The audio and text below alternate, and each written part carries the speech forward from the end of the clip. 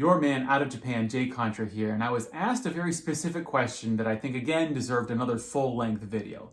And that question was about buying games in Japan versus buying them outside of Japan on a site like eBay.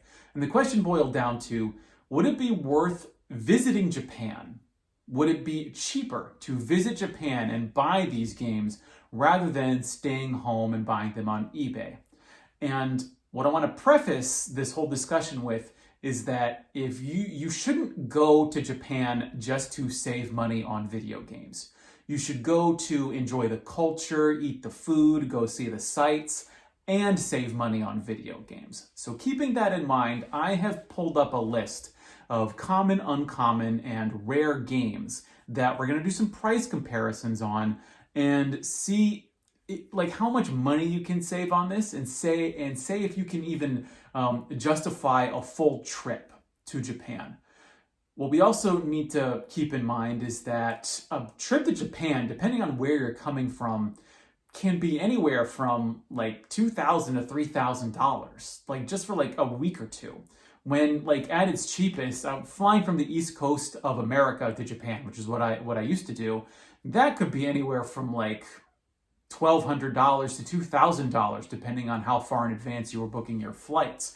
Out on the hotels, your incidentals, the cost of food, your transportation costs when you're in Japan, that can add up to a lot. So I think in general, if you want a whole summary of this video, no, it's probably not worth it unless you're buying Neo Geo games. But let's go into specifics. Let's see how much money you can save by buying games in Japan versus buying on eBay. And I actually used one site for each of these. So for the Japanese games outside of Japan, I'm just looking at what I could find cheapest on eBay.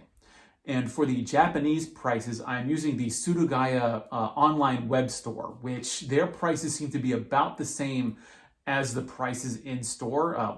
That's what I would use to check when I was in Japan. So that's what I'm using as the sort of baseline Japanese game price in Japan. Starting off, we're going to look at three common games. The first one being Super Metroid for the Super Famicom.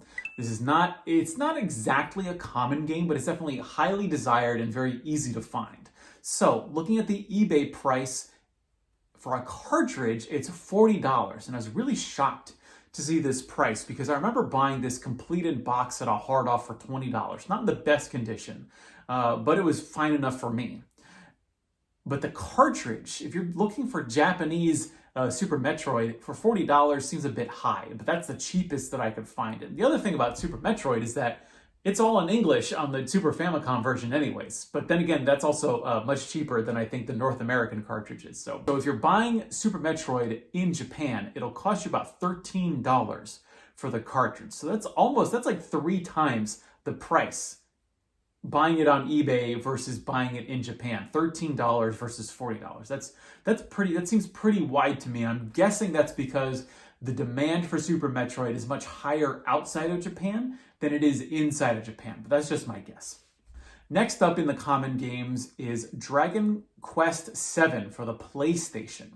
This is a big favorite of mine. I think it's probably my favorite of the Dragon Quest series. Very expensive in English for the PlayStation version, but on eBay you can find the Japanese version for just $17. And this is actually especially in Japan, is super easy to find. You see it everywhere, especially the greatest hits version. I remember buying this sealed in Japan. When I first went, I found it new at Yodobashi Camera. They were still printing these things in the early 2000s. I bought it for $25.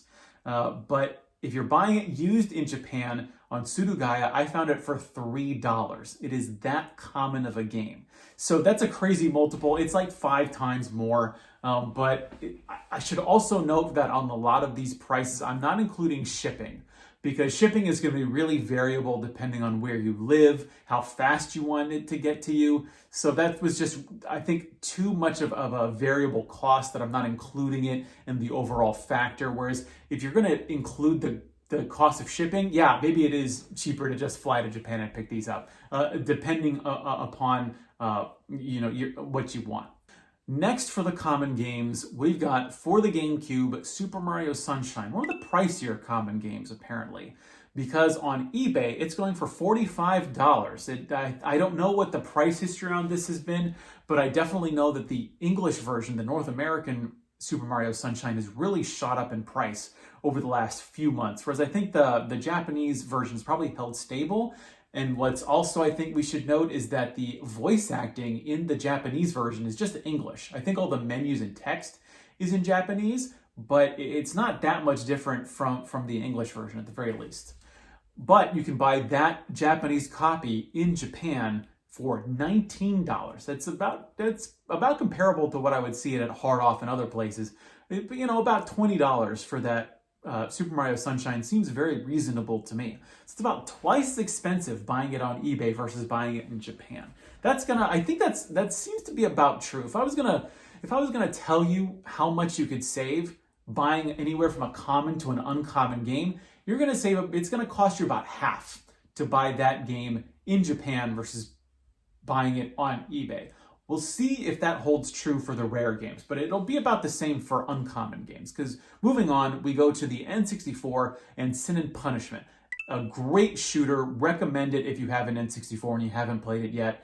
It's got the atmosphere, it's got the great gameplay, it's got a cool story, absolutely love it, and also it's mostly in English. So on eBay, you can buy a complete in-box copy of Sin and Punishment for $64.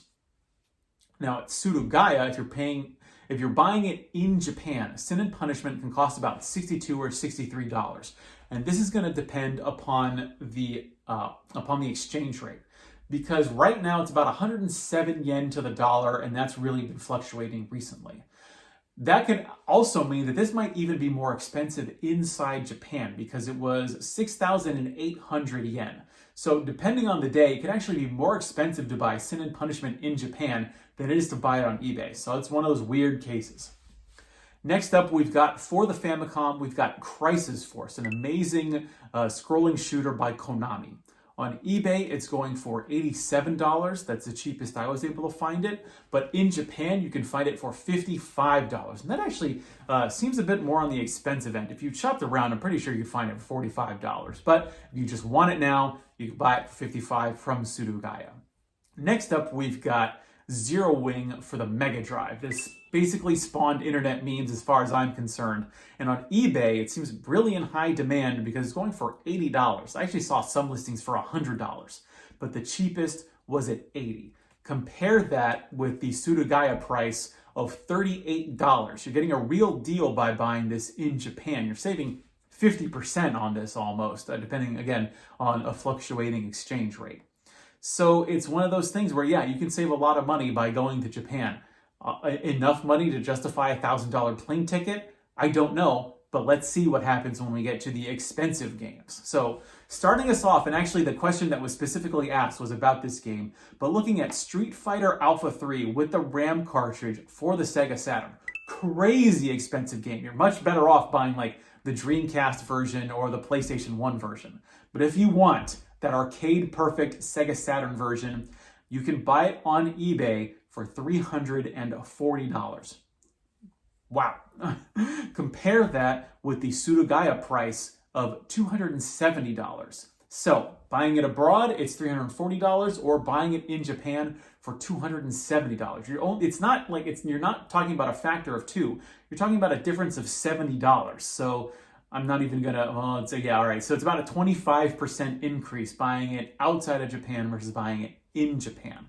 And if you really want to save money, buy the Dreamcast version for like $30. Pay a tenth for that.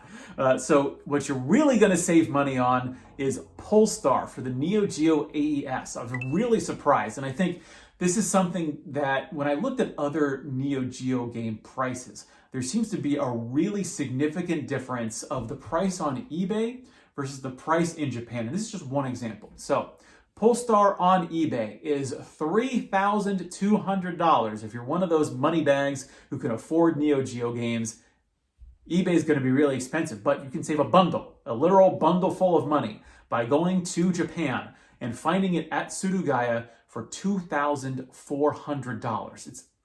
That is just a huge price difference. We're talking $800.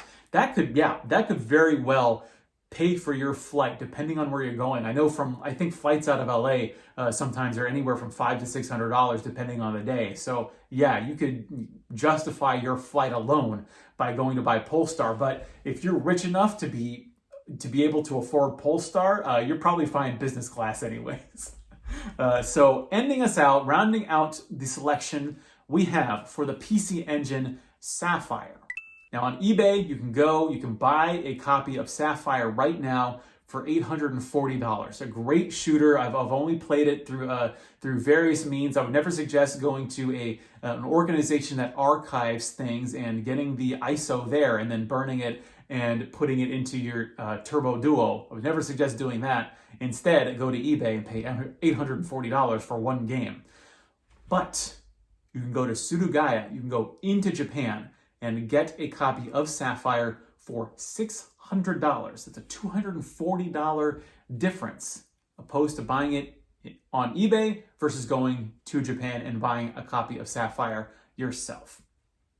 So it's not a multiple. It seems like, actually looking at it now, looking at that, so your big multiples, if you were thinking about this from, I don't know, a cost-benefit analysis, in pure dollar terms, you're going to be saving the most money on those rare and expensive games. So if you are someone who has the means and has that sort of eye for really expensive games, yeah, it might even make sense to spend that money and go to Japan, because if you're buying a bunch of Neo Geo games, we're talking about saving thousands of dollars.